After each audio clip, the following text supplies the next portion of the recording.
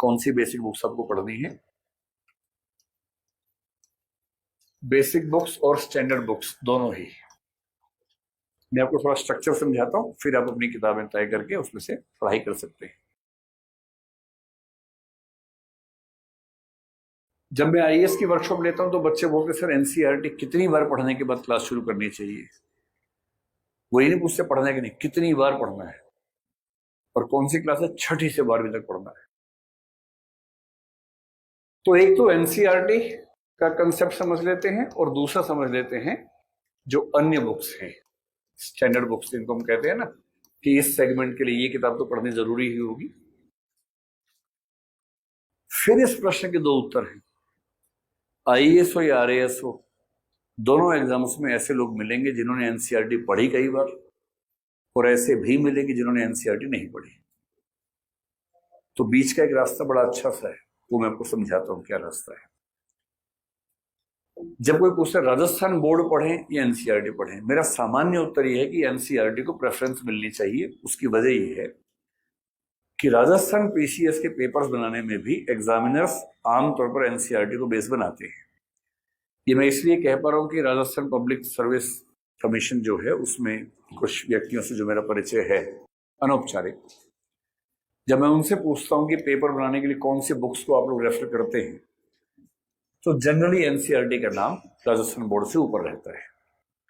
जो राजस्थान स्पेसिफिक चीजें हैं उसकी बात थोड़ी सी अलग हो सकती है, लेकिन जो बाकी प्रश्न है उसमें एनसीईआरटी की भूमिका यहां भी ज्यादा रहती है। तो मेरी समझ है कि एनसीईआरटी को फर्स्ट प्रेफरेंस दीजिए, राजस्थान जो एजुकेशन बोर्ड है उसकी जो बुक्स हैं उनको उसकी तुलना में बाद में रखिए। असली सवाल है कि एनसीईआरटी को फोकस कितना करना है और कब करना है। असली पेच ये है, और मैं कितनी बार बच्चों को समझाता हूं, उसके बाद भी कुछ बच्चे नहीं मानते, आप भी शायद ना माने, लेकिन एक बार समझ लीजिए बात को। मैंने कई बच्चों पर एक्सपेरिमेंट करके देखा हुआ है। एनसीईआरटी मूल रूप से लिखी जाती है इंग्लिश में और हिंदी में ट्रांसलेट होती है। ट्रांसलेशन क्या चीज, आप कुछ कह रही हैं? अच्छा, ट्रांसलेशन आप कितना भी अच्छा कर लीजिए उसमें थोड़ी बहुत बाधाएं होती हैं, अवरोध आता है पढ़ने में। इंग्लिश में भी एनसीईआरटी पढ़ना आसान नहीं है, क्योंकि एनसीईआरटी के सामने चैलेंज क्या होता है, कम शब्दों में बात कहनी है ताकि बहुत मोटी किताब ना हो स्कूल के बच्चे के लिए। किताब पतली होनी चाहिए, उसमें कार्टून भी बनाना है, उसमें कहानी भी लिखनी है और बहुत कुछ करने, कलाकारी करनी है, और बहुत कम शब्दों में सारी बात समझा भी देनी है। जब आप स्कूल में होते हैं तो एनसीईआरटी में क्या होता है कि टीचर आपको समझाते हैं, अच्छे टीचर कंसेप्ट समझाते हैं, फिर एनसीईआरटी पढ़ाते हैं। खराब टीचर क्लास में आके क्या बोलते हैं कि चलो भाई कौन उठेगा, सर तुम उठ जाओ, आओ चलो पढ़ना शुरू करो, रीडिंग करो क्लास में। तुम रीडिंग करो, सारे हाँ हाँ बोलेंगे, मैं सो रही हूँ या मैं सो रहा हूँ। खराब टीचर ऐसे करते हैं, लेकिन क्लास में कलेक्टिव रीडिंग उस टॉपिक की होती जरूर है, और जहां जहां कोई डाउट आता है फिर बच्चों को टीचर समझा देते हैं कि भाई इसका मतलब ये है, इसका मतलब ये है। अगर आप एनसीईआरटी पढ़ेंगे तो मेरा अपना अनुभव ये है, एनसीईआरटी का अपना भी और कई बच्चों का जो अनुभव मैंने देखा है, एनसीईआरटी को पढ़ने में एक तो समय ज्यादा लगता है और दूसरा उसके बाद भी उसको समझना आसान काम नहीं होता है। आप लोगों की राय इससे जुदा है या यही राय है आपकी भी? आप में से कितने बच्चों ने एनसीईआरटी पढ़ी है? ध्यान से हाथ खड़ा करें जरा, उन्हीं से पूछ लेते हैं। 5-6 नहीं पढ़ी है? कौन सी एनसीईआरटी पढ़ी है, किस विषय की?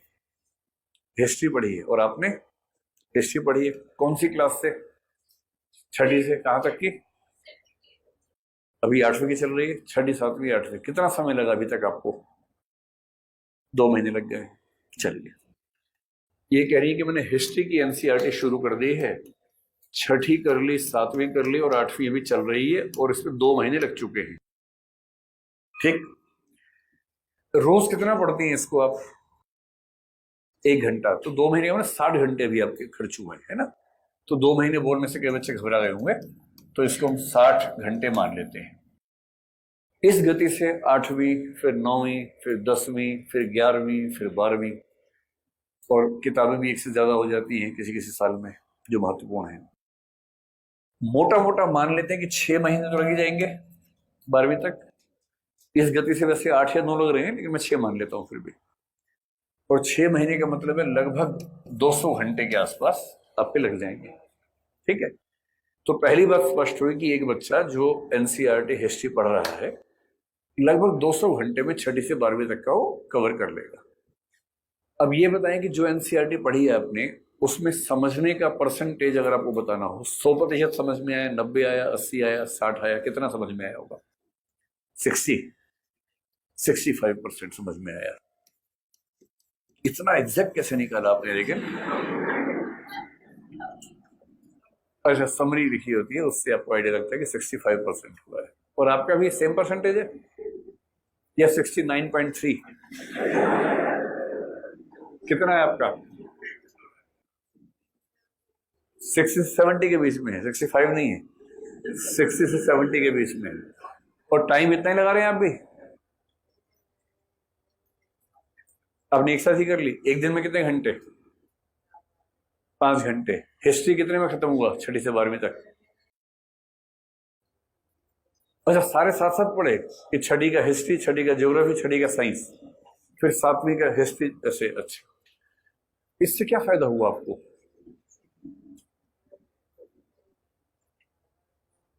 इससे कंफ्यूज वो तो 6ठी और 7वीं में तो ऐसा करना जरूरी होता है, अब कहां जरूरी है ऐसा करना?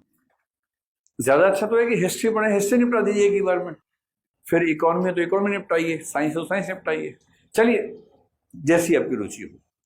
जाकी रही भावना जैसी, प्रभु मूरत तिन देखी तैसी, वैसे देखिए। अब ये जो आपने बताया ना, मैं इसको आप सबके सामने एक प्रश्न पूछता हूं। 200 घंटे हिस्ट्री पढ़ी आपने, अगर मैं इसको एक दिन में मान लूं कि 3 से 4 घंटे, तो करीब 2 महीने में आपको हिस्ट्री कवर कर पाएंगे आप। और उसके बाद समझ कितना पाएंगे? 65% लगभग। अब इसके दूसरा विकल्प सोच के देखिए। जो विकल्प मैं बच्चों को सुझाव देता हूं करने के लिए, वो विकल्प ये है कि आप एनसीईआरटी पहले मत पढ़िए। ठीक है, पढ़िए, उससे शुरुआत मत कीजिए, क्योंकि शुरुआत करने में क्या कि आपको आइडिया तो है नहीं विषय का। आपने उसको पढ़ा, थोड़ा समझ में है, थोड़ा नहीं समझ में है, 2 बार पढ़ा, 3 बार पढ़ा, उसके बाद भी कुछ दुविधाएं रह गई, किसी तरह से पढ़ा, पूरा किया और आपने कहा कि हो गया एनसीईआरटी, जबकि उससे कोई फायदा होता नहीं है। ये मन को खुश रखने को गालिब ख्याल अच्छा है वाली बात है। ये शेर सुना है आपने गालिब का? बड़ा फेमस है। वो स्वर्ग नरक को नहीं मानते थे गालिब। किसने उनसे कहा जन्नत मिलेगा? जन्नत भाड़ में जाए, जन्नत का क्या करना मुझे? तब बोले हमको मालूम है जन्नत की हकीकत, लेकिन दिल के खुश रखने को गालिब ख्याल अच्छा है। हमको मालूम है एनसीईआरटी की हकीकत, लेकिन दिल को खुश रखने को गालिब ख्याल अच्छा है। अब विकल्प नंबर 2 सोच के देखिए। मैं बच्चों से कहता हूं कि अगर आप क्लास कर रहे हैं, अगर क्लास नहीं कर रहे तो अलग बात है, अगर आप क्लास कर रहे हैं तो सबसे पहले बिना कुछ पढ़े क्लास में आके बैठिए। जैसे हिस्ट्री का मतलब क्लास में होता है लगभग 3 महीने, जिसमें आपको एंशिएंट, मिडिवल, मॉडर्न वर्ड सारा हो जाता है।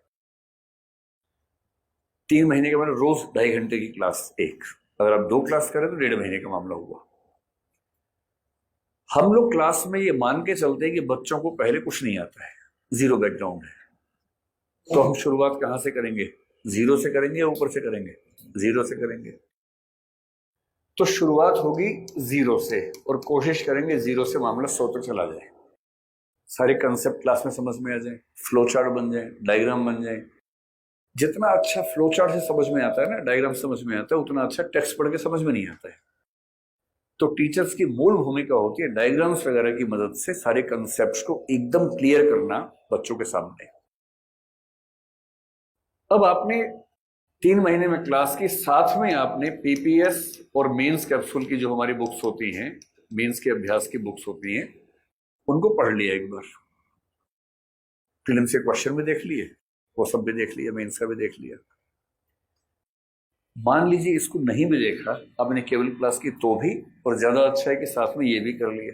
अब जब हिस्ट्री पूरा हो गया आपका, फिल्म्स के हिसाब से भी, मेंस के हिसाब से भी, क्लास में पूरा हो गया, आप भी क्लास में कुछ टेस्ट भी दिए, कई बच्चों ने क्वेश्चंस पूछे, उनके आंसर भी सुन लिए। आपके मन में क्वेश्चन नहीं आया था, किसी और के मन में क्वेश्चन आ गया था, आंसर तो आपने भी सुना।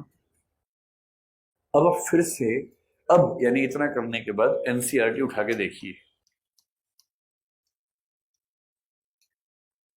जो काम पिछली बार 2 महीने में हुआ था वो इस बार अधिकतम 15 से 20 दिन में हो जाएगा। नंबर 1। और क्योंकि सारा समझ में आ गया, अब तुरंत पढ़ते जा रहे हैं, समझ में आ रहा है सारा का सारा। और पूरी एनसीईआरटी में जो 10, 15, 20, 25 नई बातें हैं तुरंत आप कैच कर लेंगे। अरे ये वाली बात नहीं पढ़ी, उसको अंडरलाइन कर लिया, हाईलाइट कर लिया। अब आप खुद अनुमान से बताइए कि इस बार जो आप पढ़ेंगे एनसीईआरटी, समझने का अनुपात क्या रहेगा परसेंटेज में? वो 65 होगा या इस बार 95 प्लस होगा? इस बार तो 95 प्लस होगा। इस बार समझ में आएगी 95% प्लस, और दिन लगे 15 से 20। पहली बार में दिन लगे से 2 महीने से ऊपर। तो क्या सही तरीका है कि पहले एनसीईआरटी पढ़ें फिर तैयारी शुरू करेंगे, या पहले ही बार क्लास में सारा समझने के बाद एनसीईआरटी पढ़ेंगे भागते भागते, फिसलते फिसलते, और जो काम की बात है उसको निकाल लेंगे? और सच बात तो यह है कि पीपीएस करने के बाद, क्लास नोट्स पढ़ने के बाद एनसीईआरटी में बहुत कम चीजें आपको ऐसी मिलेंगी जो अलग होंगी। इसलिए अगर कोई बच्चा एनसीईआरटी नहीं पढ़ पाएगा तो भी चिंता की बात नहीं, तब भी मैनेज हो जाएगा। लेकिन यदि आपके पास समय है, 2028 में एग्जाम देना है, 2025 में एग्जाम देना है, कई बच्चे होते हैं 25 में एग्जाम देना है, 26 में एग्जाम देना है। आप में से कितने हैं 25 वाले? देखिए 25 में एग्जाम देना है, तो 25 तक समय भी तो गुजारना है। समय बिताने के लिए करना है कुछ काम, तो कौन सा काम करें? एनसीईआरटी पढ़िए आराम से। लेकिन क्लास में उस टॉपिक को समझने के बाद, कंसेप्ट बनने के बाद पढ़ेंगे तो हमेशा चीजें आसान रहेंगी। ये तरीके इस्तेमाल कीजिए। और जो राजस्थान स्पेसिफिक हिस्सा है ना, मेरे ख्याल से उसके लिए जो नोट्स दृष्टि के हैं पर्याप्त हैं। हमने आरपीएससी की बुक्स को, मतलब जो राजस्थान बोर्ड की बुक्स हैं, उनको बेस बनाया है। उसमें हमने कोशिश की है कि उसमें से एक भी फैक्ट ना छूटे। साथ में राजस्थान की मंथली मैगजीन करंट की हम निकालते हैं जो बैच के बच्चों को मिलती है। राजस्थान स्पेसिफिक करंट अफेयर्स उसमें होते हैं।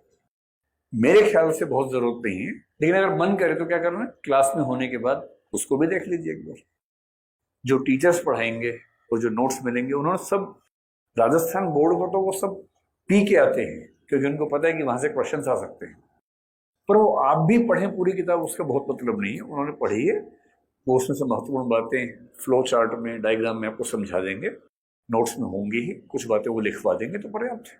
वरना फिर उनकी इतनी मेहनत का फायदा ही क्या है? ठीक है, चलिए।